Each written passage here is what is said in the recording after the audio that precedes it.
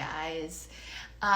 Today, both Kate and I are hopping on to talk about morals in business. Now, wait, before you go, morals in business, like, it sounds kind of boring. You will likely find that it comes up a little bit more often than you perhaps expect it to. There will be issues you'll have to navigate that you never expected to navigate. Hey there, Kate. Hello, hello. Hello. I was just talking about the concept of morals in business and how it might be like, morals in business. How often is that going to be an issue? It's actually an issue more often than we think. What are some scenarios where you have felt like either a company was being a little shady, or a project has been a little shady, or talk to us more about this concept of morals and having to watch out for transgressions and that kind of thing. Yeah, I think it's some gray areas we're talking about. I don't think everything's black and white like most things. People want hard and fast, but so the example that always comes to my mind, and this has happened in a couple of different scenarios and ways, so this is probably going to be an amalgamation of things that I'm saying, but I worked with an agency for a very long time, and I worked directly with one of their clients, and I had worked with them for several years, and I think they were looking to bring on a full-timer. And so they reached out to me directly, and I immediately said, awesome, like, I'm happy, I'm open to the conversation, because, as an aside, I always say, sure, we'll have a conversation, because you can always say no. It doesn't hurt. It doesn't hurt to explore opportunities. But after that conversation, my immediate thought was, hey, you need to talk to the agency now. Like, if you want to move forward with this, and this is something, you're gauging my interest, I get that, but I work for them. And so you need to go through them. And so for me to go around them is it would have burned bridges with folks that, had given me work and opportunities, and I was very appreciative of. And so it can be very tempting, especially in an agency setting, where if they're just looking, hey, we just need a copywriter, or we just want to poach this person, or we need this, or we need that. It can be very tempting for the folks working with an agency to then kind of go around and try to, this is what we need, so we're going to go after it. Copywriting agency, right? So it's a company that only had copywriters and would place these copywriters, not kind of place, but like match up these copywriters with their clients, and they were kind of like outsourcing the work to you. You represented the company, you represented that agency, you did the work, but you invoiced the agency, you weren't invoicing the client directly. So it was really, the agency was really like a middleman between you and the client, even though you didn't talk to the client directly. But for money, for I guess even really any kind of legal elements, the agency was that middleman. Yep. And what they were trying to do was basically like cut out the middleman and be like, hey, because let's face it too, the agency was charging on top, which is just how it works. It's how recruiters work. The agency was charging the client a certain fee and then paying you a portion of that and keeping some of it, 20% usually, 10%, 20%, 15%, keeping that for managing the relationship. And so what the client was thinking was like, I really like Kate. What if we just didn't even talk to the agency? We just brought Kate on. And that's really where that issue comes in, with the idea of burning the bridge, of like essentially, I'm trying to think of a nicer word than the word that's coming to mind. Earmuffs kids. Yeah. Screwing over the agency. And the thing is, it's not like they couldn't have figured out that you did that, that when you were on staff. There's also a decent chance too that I don't know this particular agency, but most agencies will be savvy enough to have you sign an agreement that says that you can't work directly for those companies until after a certain period of time, that kind of thing. Yeah, absolutely. But it's something to watch out for, because people might slip into your LinkedIn DMs and, might message you directly. And if you've met them through another company and they're trying to cut out these individuals, it's just something to be aware of. And, yes, you want work and you might be excited about the opportunities, but remember, so much of what we do and our success is built on relationships and being good human beings and do unto others. You wouldn't want someone coming to you and cutting you out. I don't know what the scenario would be, but Mm-hmm. if you reverse roles, you would hate for that to be the case. So Exactly. You want to keep it classy, really, and you want to remember where your loyalty needs to lie. Your loyalty needs to lie with the people that found you this work and have found you other work and that kind of thing. It's kind of similar to if you are pitching clients, and you absolutely can pitch a ton of clients in the same industry, 100%. But once you do land a client, like let's say, I think there's a question about this in one of our events, yoga studios. Now, could be yoga studios, could be software companies, could be, I don't know why, but zoos came to mind the next thing.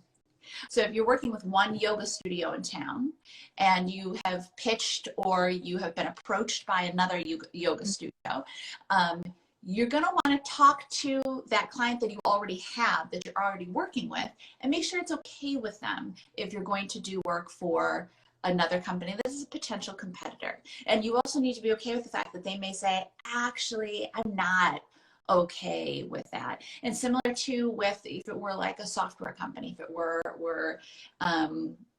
project management software, and say you are writing copy for one project management software, and maybe previously you pitched another project management software like months ago, and you finally get an email back from them and they want to talk with you, you can take a call with them and you can chat with them. But before you take on that work and you agree to work with them, you need to talk to the client you're already working with and verify that doesn't represent a conflict of interest for you.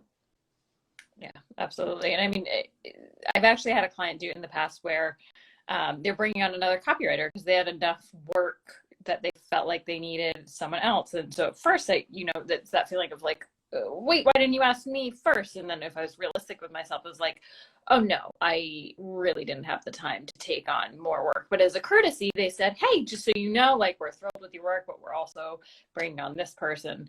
So it's a little bit similar when the roles are reversed. You want that same courtesy too. If a client's gonna, bring on and work with another copywriter, just as you would if you're working with multiple folks in the same town that are competitors, that are, running similar types of businesses.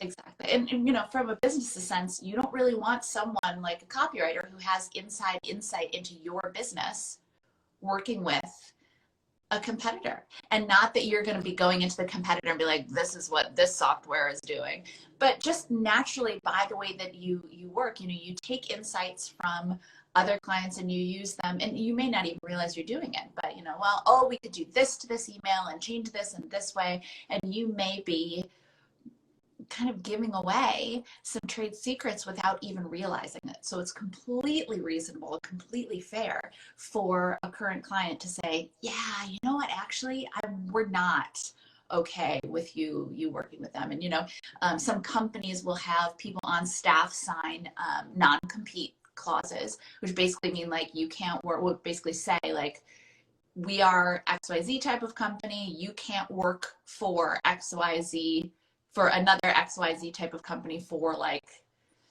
2 years after you leave us. And it's that same kind of idea, is you don't want those trade secrets, those industry secrets, or the secrets of what's going on within a business to then go over to your competitors. I mean, how damaging could that be to your business? Yeah, absolutely. I think one good trick potentially is there's a lot of our students in the CCA and in the student group talk about things clients do that don't really thrill us as copywriters, right? So we send a pitch maybe, and we send a proposal, and everything seems to be going well, and then we're ghosted. Or, that's the biggest one that I can think of right now. But things like that the client, maybe tells you something doesn't work, it doesn't tell you why, or you know, anything that the client does that frustrates you, keep a list and put the positive aspect of what you want your business to be. So if you don't like a client ghosting you, don't ghost a client then. In the same, you know, if you're moving forward in a process with a client and, you know, something comes up and you're like, this opportunity is not for me, give them the courtesy of telling them, hey, this opportunity is not for me. Here's why. Here's some feedback about your process in case it's helpful. There's a way to go about it in a way that benefits them and makes you able to move on to your next thing. Mm-hmm.